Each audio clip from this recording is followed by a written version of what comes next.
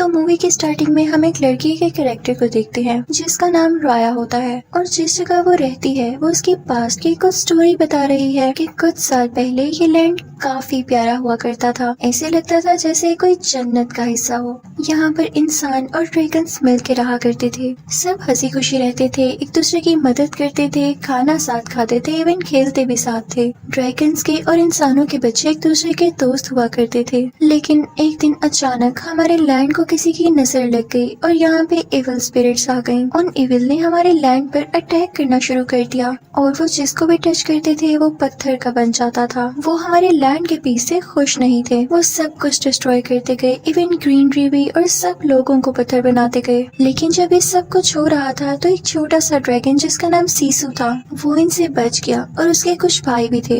इनके अलावा बाकी सारे ड्रैगन्स और इंसान पत्थर बन चुके थे। तो इन सब ने मिलकर एक प्लान किया कि हमारे पास जितने भी पावर्स हैं हम उसे एक जेम में यानी एक पत्थर में जमा कर देंगे। उसमें हमारा प्यार है, पीस है और केयर है और ये जरूर उन इविल स्पिरिट्स को मार डालेगी, खत्म कर देगी उनके मैजिक को। हम इसको यूज करके सब ड्रैगन्स को और सब इंसानों को पत्थर से हटाकर दोबारा से नॉर्मल कर देंगे। और फिर उन्होंने ऐसा ही किया और उन सब भाइयों ने मिलकर एक पत्थर में यानी एक जेम में अपनी सारी पावर्स, अपना सारा प्यार डाल दिया। और फिर उसके बाद जब वो उन इंसानों के पास लाए जो कि पत्थर के बने हुए थे तो सरप्राइजिंगली वो इंसान भी ठीक होने लगे। लेकिन यहाँ पर दुख की बात ये थी कि उस पत्थर का उन ड्रैगन्स पर कोई असर नहीं हो रहा था। वो ड्रैगन्स पत्थर के ही बने रहे और नॉर्मल कभी भी ना हो सके। लेकिन जिस जेम में इन्होंने वो सारी चीजें डालकर उसको तैयार किया था उसके पीछे बाकी लोग पड़ गए और उन्होंने कहा कि हो सकता है कि हम इस पर और काम करें और बाकी ड्रैगन्स को भी नॉर्मल किया जा सके। तो हमारे इस लैंड के 5 हिस्से हो गए जब लोगों में लड़ाइयाँ डल गईं। हमारा लैंड बहुत ही प्यारा हुआ करता था। इसमें नदियाँ थीं, बाग थे, लोग मिलकर रहते थे। लेकिन सिर्फ उन एक इविल की वजह से हमारा लैंड 5 अलग हिस्सों में डिवाइड होकर रेगिस्तान बन गया, एक डेजर्ट बन गया। और ये स्टोरी राया काफी सैड होकर सुना रही होती है कि उसके बाद से हमारे लैंड में सीसू के अलावा कोई भी ड्रैगन नहीं बचा। अब राया भी इसी लैंड की एक छोटी बच्ची थी। उसके पास एक हेजहॉग जैसा छोटा सा क्यूट सा पेट था। राया को एडवेंचर्स करने का काफी शौक था और वो हर जगह अपने पेट को भी अपने साथ लेकर जाती थी। एक दिन वो एक जगह से गुजर रही होती है जहाँ पर काफी ज्यादा ट्रैप्स लगे हुए थे। वो उनको पार करके जिस जगह पर पहुँचती है वो जगह काफी ऊंची होती है और वहाँ पर कुछ और नहीं बल्कि वही जेम पड़ा हुआ था जो कि सीसू और उसके साथियों ने वहाँ पर रखा था और उसके पीछे काफी ज्यादा लोग थे। वहाँ पर वो देखती है कि कोई आदमी उसकी हिफाजत कर रहा होता है, उसको गार्ड कर रहा होता है और वो कोई और नहीं बल्कि राया के फादर ही थे जो कि वहाँ के चीफ भी थे और सब लोग उनकी काफी इज्जत करते थे। यानी राया वहाँ के चीफ की बेटी हुई और वो भी सारे लोगों से बहुत प्यार किया करती थी। अब यहाँ पर राया के फादर उसे कहते हैं कि मेरी बेटी क्यों ना हम एक छोटी सी फाइट करते हैं। जिस जगह पर ये जेम है यहाँ पर कोई नहीं आ सका और अगर आज तुम इसके अंदर आ गई तो मैं मान जाऊंगा कि मेरी बेटी काफी स्ट्रॉन्ग है और इस जेम को हासिल कर सकती है, तो क्यों ना हो जाए शुरू। और फिर हम देखते हैं कि राया उसके अंदर जाने की कोशिश कर रही होती है और उसके फादर उसे रोक रहे होते हैं और वो दोनों बहुत ही प्यारी तरह से एक दूसरे से लड़ रहे होते हैं। राया को एडवेंचर्स करने का बचपन से ही शौक था, इसलिए वो यहाँ पे फाइट तो नहीं जीत पाती। लेकिन जिस सर्कल के अंदर वो जेम था वो सर्कल को टच कर लेती है जिसकी वजह से उसके फादर काफी खुश होते हैं कि मेरी बेटी हर चीज कर सकती है। और वो उसे कहते हैं कि देखा, मैं जानता था कि मेरी बेटी मेरे साथ ही इस जेम को गार्ड करेगी, मुझे फख्र है तुम पे। उसके बाद राया के फादर अपनी बेटी से कहने लगते हैं कि देखो बेटा, तुम जानती हो ना कि हमारा कुमांड्रा लैंड कितना प्यारा था, लेकिन लोगों की लड़ाई की वजह से वो अलहदा हो गया और इस एक जेम के पीछे सब लोग हमसे दूर हो गए। तो हमें दोबारा से प्यार से उन सबको एक साथ करना है और अपना लैंड दोबारा से ठीक करना है। और इसके लिए तुम जानती हो मैंने आज क्या किया है? मैंने एक बहुत बड़ा डिनर रखा है जिसमें मैंने बाकी सारे लैंड के लोगों को भी बुलाया है और उम्मीद है कि सब लोग आपस में सुलह कर लें, तुम भी दुआ करना। अब हम देखते हैं कि डिनर स्टार्ट होता है और तरह तरह के खाने लगाए जाते हैं। वहाँ पर बाकी लैंड के भी लोग आते हैं। इसी तरह किसी दूसरे लैंड की चीफ की भी बेटी होती है जिसकी एज बिल्कुल राया जितनी ही होती है। उन दोनों की आपस में काफी अच्छी दोस्ती हो जाती है। वो दोनों मिलकर लैंड की बातें करने लगती हैं और फिर उसका मैप देखने लगती हैं। यहाँ पर हम पे ये रिवील होता है कि सीसू एक फीमेल होती है, यानी वो एक फीमेल ड्रैगन थी और वो काफी अरसे से किसी नदी के नीचे गहरी नींद सो रही थी। यानी जब सब ड्रैगन्स मारे गए तो उसने सोचा कि अब मेरा इंसानों में क्या काम है, और वो इनकी लड़ाइयों की वजह से इनसे दूर चली गई। तो ये दोनों प्लान करती हैं कि हम उसे ढूंढेंगे और उसे वापस लाएंगे क्योंकि वो बहुत अच्छी ड्रैगन थी। तो वो दूसरी चीफ की बेटी राया को एक पेंडेंट गिफ्ट करती है और उन दोनों में अब काफी अच्छी दोस्ती हो जाती है। राया दिल की बहुत अच्छी होती है तो वो समझती है कि वो लड़की काफी अच्छी है। वो अपने फादर के मना करने के बावजूद भी उसे बता देती है कि जेम कहाँ पर है और अब वो दोनों उस जगह पर जाते हैं। लेकिन यहाँ पर आते ही वो लड़की चेंज हो जाती है और वो बेचारी राया को धक्का दे देती है क्योंकि उसका मकसद सिर्फ और सिर्फ वो जेम हासिल करना था। वो पूरी लड़की राया से कहती है कि बस तुम लोगों ने इस जेम का बहुत ख्याल रख लिया, अब ये हमारे ट्राइब के पास आएगा। जाहिर है हमारा भी इस जेम से कोई ना कोई लिंक है। और ये कहते ही वो पूरी लड़की आसमान की तरफ कोई ग्लोई चीज फेंकती है, यानी वो अपने लोगों को सिग्नल देके यहाँ पर बुला रही थी कि जेम यहाँ पर ही है। और ये इसका प्री प्लान था। देखते ही देखते उसके ट्राइब के सारे लोग वहाँ पर पहुँच जाते हैं और वो लोग वहाँ पर आकर जेम के लिए लड़ने लगते हैं। और जब वो एक दूसरे से जेम छीन रहे होते हैं तो वो जेम नीचे गिर जाता है और उसके 5 टुकड़े हो जाते हैं। जब राया के फादर वहाँ पर आते हैं तो ये देख के काफी सैड होते हैं। और सबसे बुरी बात ये थी कि उस जेम के टूट जाने की वजह से वो इविल स्पिरिट्स दोबारा से जिंदा हो चुकी थी और उन पर अटैक करने वाली थी। अगर वो लोग जल्द कुछ ना करते तो वो उनको दोबारा से पत्थर में बदल देते, और अब तो ये जेम भी टूट चुका था तो वो खुद को ठीक कैसे करते। तो राया के फादर जल्दी से जेम का एक टुकड़ा उठा के उन इविल के सामने करते हैं, जिसकी वजह से वो इविल उनसे दूर होने लगते हैं और कुछ टाइम के लिए वो अपनी बेटी को, अपने किंगडम को, खुद को प्रोटेक्ट कर लेते हैं। अब वहाँ पर बाकी ट्राइब के भी जो लोग आए होते हैं वो भी एक पीस उठा लेते हैं और खुद को प्रोटेक्ट करने के बाद वहाँ से भाग जाते हैं। उन्होंने जरा ख्याल नहीं किया कि राया के फादर ने किस तरह से उन लोगों को डिनर पर प्यार से इनवाइट किया था, लेकिन यहाँ पर तो वो लोग लड़ाई करने आए थे, उस जेम को लेने आए थे। जब राया के फादर उन इविल स्पिरिट से सबको बचा रहे थे तो उस दौरान वो काफी जख्मी हो गए थे। अब वो भी राया के साथ उन लोगों के पीछे भाग रहे होते हैं, लेकिन जख्मी होने की वजह से उनसे भागा ही नहीं जाता। तो वो वहाँ पर अपनी बेटी राया से कहते हैं कि मेरी प्यारी बेटी, मुझे तुम पे बहुत ट्रस्ट है। मैंने तो उस दिन ही ये जान लिया था कि मेरे बाद तुम इस जेम की हिफाजत करोगी। मैं यहाँ ही रुक रहा हूँ और आगे से तुम ही इस जेम को और अपने किंगडम को प्रोटेक्ट करना होगा। और इसी के साथ वो अपनी बेटी को उसी जेम के साथ उस रिवर में धक्का दे देते हैं और तभी वहाँ पर वो इविल स्पिरिट्स आती हैं जो राया के फादर को पत्थर का बना देती हैं। अब यहाँ पे सीन चेंज हो जाता है। तो ये थी सारी पास्ट की बातें जो कि राया खुद बता रही थी। और अब राया बड़ी हो चुकी थी, 6 साल गुजर चुके थे और राया के फादर ने जो उससे कहा था उस पर काम कर रही थी, यानी जेम को प्रोटेक्ट भी कर रही थी और साथ साथ सीसो ड्रैगन को भी ढूंढ रही थी, जो कि उसके मुताबिक किसी नदी के नीचे था। वो उसे इसलिए ढूंढ रही थी ताकि सबको दोबारा से ठीक किया जा सके और वो अपने फादर को भी पत्थर से दोबारा नॉर्मल इंसान बना सके। अब तो राया का पेट भी काफी बड़ा हो चुका था, उन दोनों का बॉन्ड काफी अच्छा था और वो हर जगह एक साथ जाया करते थे जैसे पहले जाया करते थे। अब फाइनली राया इतने अरसे के बाद उस नदी के किनारे पहुंच ही चुकी थी जहाँ पे उसे लगता था कि सीसू ड्रैगन है। वो कई ट्राइज करती है और फाइनली वो सीसू को जिंदा कर देती है। वो आती है और सीसू से प्यार से कहती है कि मैंने तुम्हें कहाँ कहाँ नहीं ढूंढा, अब तुम जिंदा हो ही चुकी हो तो मेरी सारी बातें सुनो, मैं काफी परेशान हूँ और तुमने मेरा साथ देना है। यहाँ पर हम देखते हैं कि सीसू बहुत ही ज्यादा क्यूट ड्रैगन होती है और जैसे ही वो जेम को देखती है तो वो खुशी से पागल हो जाती है और कहती है कि तो वही जेम है जो कि हमने बनाया। वो ग्लो करने लगती है ब्लू लाइट में। तो राया कहती है कि हाँ, मैं यही चाहती हूँ कि आप लोग इसको दोबारा से बनाएं ताकि मैं अपने फादर को ठीक कर सकूं। 6 साल हो चुके हैं, वो पत्थर के बने हुए हैं। तो साथ ही सीसू इनोसेंट एक्ट करने लगती है और कहती है कि इसे तो मेरे भाइयों ने बनाया था और मैं काफी छोटी थी और मैंने तो उनके साथ मिलकर उन एविल से सिर्फ लड़ाई की थी। तो सीसू कहती है लेकिन एक हल जरूर है, अगर मुझे इस जेम के सारे पार्ट्स मिल जाएं तो मैं इसे जोड़ सकती हूँ और फिर उसके बाद से तुम्हारे फादर को और किंगडम को ठीक भी कर सकती हूँ। सीसू हमें दिल की बहुत साफ ड्रैगन लग रही होती है।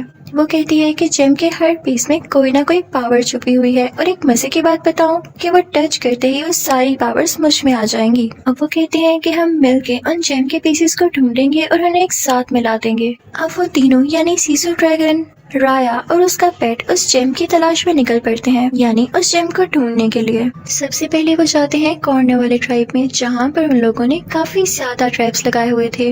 अब राया क्योंकि एडवेंचरस थी और काफी ज्यादा स्ट्रॉन्ग थी, तो उन ट्रैप्स को पार कर लेती है और यहाँ पर बड़ी आसानी से वो जेम का पीस उठा लेती है। तो यहाँ पर हमें पता चलता है कि इस जेम से जो पावर सीसू को मिली थी वो ये था कि वो किसी भी फॉर्म में बदल सकती थी, जिसे पाकर वो खुद भी काफी ज्यादा खुश होती है। वो पर्पल बालों वाली एक क्यूट सी लड़की बन जाती है और उसके बाद वो काफी ज्यादा खुश थी। लेकिन इस बात की खबर जब दूसरे लैंड को होती है, तो वही बुरी लड़की जिसने बचपन में राया को धोखा दिया था, वहाँ पर अपनी कुछ आर्मी के साथ आ जाती है और उन पर अटैक करने लगती है। लेकिन राया और सीसू वहाँ से भाग जाती हैं। जब वो वहाँ से निकलते हैं तो उन्हें एक छोटा बच्चा दिखाई देता है जिसकी एक छोटी सी बोट थी। वो बहुत ही प्यार से इन दोनों से कहता है कि आप मेरी बोट में आ जाएं। लेकिन राया सीसू ड्रैगन से कहती है कि कभी भी किसी पर ट्रस्ट मत करना। लेकिन वो लोग देखते हैं कि बोट काफी आहिस्ता चल रही होती है, तो सीसू ड्रैगन जो कि स्विम कर सकती थी पानी में जाती है और दोबारा से ड्रैगन में बदलकर उस बोट को धक्का देने लगती है, जिससे वो बोट तेजी से चलने लगती है। वो छोटा बच्चा उन दोनों से कहता है कि उन एविल्स ने मेरी फैमिली को भी पत्थर का बना दिया और अब मैं इस दुनिया में बिल्कुल अकेला हूँ। उन तीनों में काफी अच्छी दोस्ती हो जाती है और वो अपना सफर एक साथ बातें करके गुजारते हैं। अब वो लोग पहुंच चुके थे तीसरे ट्राइब में, यानी लैंड के तीसरे हिस्से में। राया सीसू से कहती है कि तुम बोट में ही रहो, मैं वहाँ जाकर देखती हूँ। लेकिन यहाँ पर उसके सामने एक छोटी बच्ची आ जाती है जिसके पास 3 छोटे छोटे मंकीज थे। वो बंदर उसके जेम्स लेकर वहाँ से भाग जाते हैं, लेकिन राया उनका पीछा करती है और अपने जेम्स वापस हासिल कर लेती है। राया उन तीनों को पकड़ तो लेती है, साथ ही साथ उस छोटी बच्ची को भी, और फिर उनसे कहती है कि तुम लोग काफी चालाक लग रहे हो, काफी फुर्तीले भी हो, तो क्या मेरे साथ काम करना पसंद करोगे? इसके बदले में मैं तुम लोगों को काफी फ्रूट्स दूंगी और पैसे भी दूंगी। तो वो छोटी बच्ची बताती है कि मेरे पेरेंट्स को भी उन इविल ने पत्थर का बना दिया, मेरे पास और तो कुछ है ही नहीं करने को, तो मैं आपका साथ दूंगी। फिर वो लोग एक टीम बन जाते हैं। उतनी ही देर में हम देखते हैं कि सीसू ड्रैगन वहाँ पर पहुँच जाती है और लोगों से चीजें लेने लगती है, क्योंकि उसने ये सारी चीजें देखी ही नहीं थी कभी पहले। लोग उसे पकड़ने लगते हैं, लेकिन तभी एक बूढ़ी औरत वहाँ पर आती है और सीसू के मुंह से ये निकल जाता है कि हम यहाँ पर जेम लेने आए हैं। तो वो बूढ़ी औरत उसे अपनी बातों में लगाकर अपने साथ ले आती है। यहाँ पर हम देखते हैं कि जेम का एक पीस इस बूढ़ी औरत के पास भी होता है। वो सीसू से कहती है कि मुझे जेम लौटा दो, वरना मैं उन इविल स्पिरिट्स को यहाँ पर बुला लूंगी और वो तुम्हारी जान ले लेंगे। लेकिन उसी वक्त वहाँ पर राया आ जाती है। वो सीसू को बचाती है और उस बूढ़ी औरत से वो जेम ले लेती है। फिर हम देखते हैं कि वो लोग किसी और ट्राइब में जाते हैं पत्थर का चौथा हिस्सा लेने के लिए। लेकिन वहाँ पर जाते ही उन्हें एक आदमी पकड़ लेता है जो कि वहाँ का सबसे अच्छा वॉरियर था। और तभी वहाँ पर वो बुरी लड़की भी पहुँच जाती है जिसने राया को बचपन में पेंडेंट दिया था और जो धोखेबाज थी। वो उन पर अपने सोल्जर्स के साथ फिर से अटैक करने लगती है, लेकिन अब की बार राया भी उससे बराबर लड़ रही होती है। लेकिन जब सीसू ये देखती है तो वो फौरन से ड्रैगन में बदल जाती है और अपने मुंह से स्मोक निकालने लगती है, जिसकी वजह से राया की जान बच जाती है। लेकिन अब सबको पता चल चुका था कि सीसू एक ड्रैगन है। जब वॉरियर ये देखता है कि ये तो वही अच्छा ड्रैगन है जिसने कभी आज तक किसी का कुछ नहीं बिगाड़ा, तो वो उससे इम्प्रेस होके उसे वो चौथा पीस भी दे देता है जेम का और उसे कहता है कि मुझे तुम पे ट्रस्ट है कि तुम सब कुछ ठीक कर दोगी। और अब वो लोग वहाँ से निकल जाते हैं। सीसू के पास ये पावर भी आ चुकी थी कि वो अब बारिश कर सकती थी। और अब जो आखिरी ट्राइब बच गया था जहाँ से उन्होंने जेम का आखिरी टुकड़ा लेना था, वो किसी और का नहीं बल्कि उसी बदतमीज लड़की का था जिसने राया को धोखा दिया था। तो सीसू उसे आइडिया देती है कि देखो, ऐसे क्या पता हमें वो जेम का टुकड़ा ना मिल पाए, क्योंकि वो लड़की काफी तेज है, तो क्यों ना हम उसे सुलह कर लें, उससे मिलकर वो जेम का टुकड़ा ले लें, क्योंकि बाकी 4 टुकड़े तो हमारे पास ही हैं। हम उसे कहेंगे कि ये हमें लौटा दो और हम इसे मिलाकर अपने किंगडम को अच्छा बना लेंगे। लेकिन राया सीसू से कहती है हरगिज़ नहीं। सीसू राया से कहती है कि मैं तुम्हें कैसे समझाऊं कि दुनिया में अच्छे लोग भी होते हैं, तुम्हें ट्रस्ट करना होगा और क्या पता तुम्हारे ट्रस्ट करने की वजह से सब ठीक हो सके। तुम तो एक अच्छे इंसान की बेटी हो ना।